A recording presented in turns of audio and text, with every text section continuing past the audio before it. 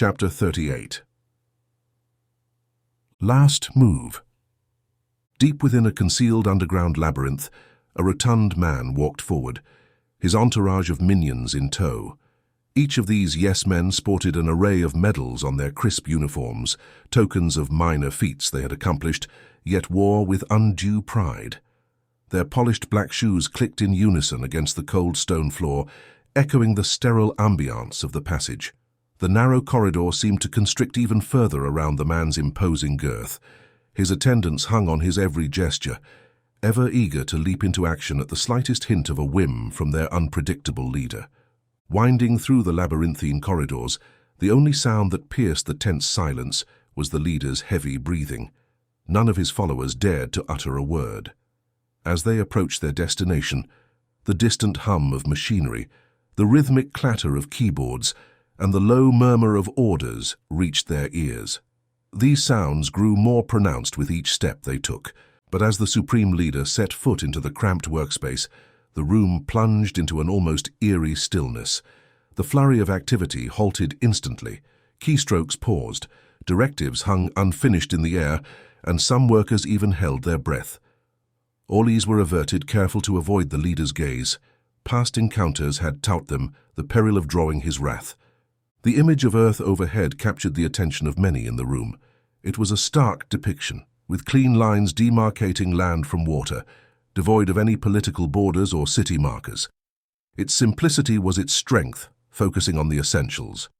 But it was the four lines, each cutting a distinct path across the North American expanse, that had everyone's gaze locked.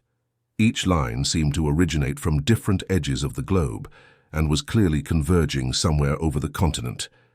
The man who had just halted his command, now standing ramrod straight, tried to gauge the leader's reaction.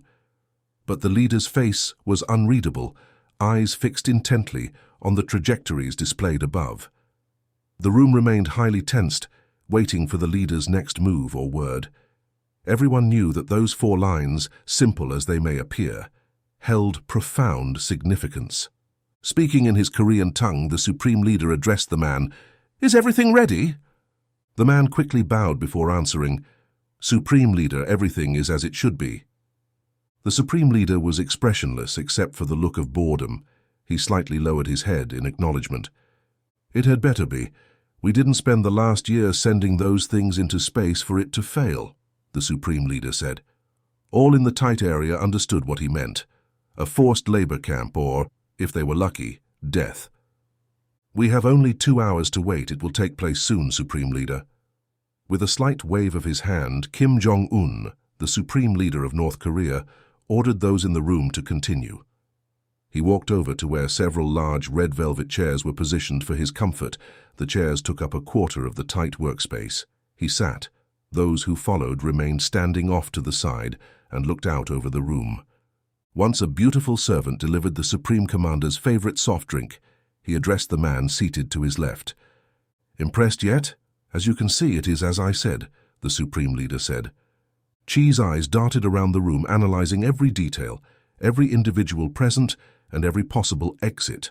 The bustling activity, the large overhead display, and the minions hovering around their leader, all registered in his sharp gaze. Though his expression remained neutral, his confidence was evident. As the translator relayed the Supreme Leader's words into Mandarin for Chi, the diplomat didn't flinch or display any signs of intimidation. The soft, steady tone of the translation flowed into his ear, ensuring he understood every nuance of the conversation. Chi cleared his throat, giving a curt nod of acknowledgement. He began, "In the grand scheme of things, it isn't the pawns or even the knights that matter. It is the game. We must remember that while some players may be sacrificed, the ultimate goal remains the same." His words were clear and firm. While he respected the office of the Supreme Leader, he didn't fear the man. And in that underground bunker, his message resonated with an unspoken power. "We have thousands depending on this project. If it fails, so do you," Chi said. Knowing that Chi meant what he had said, Kim sat in silence, drank his soda, and watched the images on the screen grow closer. Chi turned to the man on his other side. "Are your people ready in the States?" Without moving from the darkness, the man he had just addressed replied in English, "My people are the least of your worries if this doesn't work. We didn't allow that fat shit to develop nuclear technology for nothing. Just see that it works, Chi, and remember how this ends."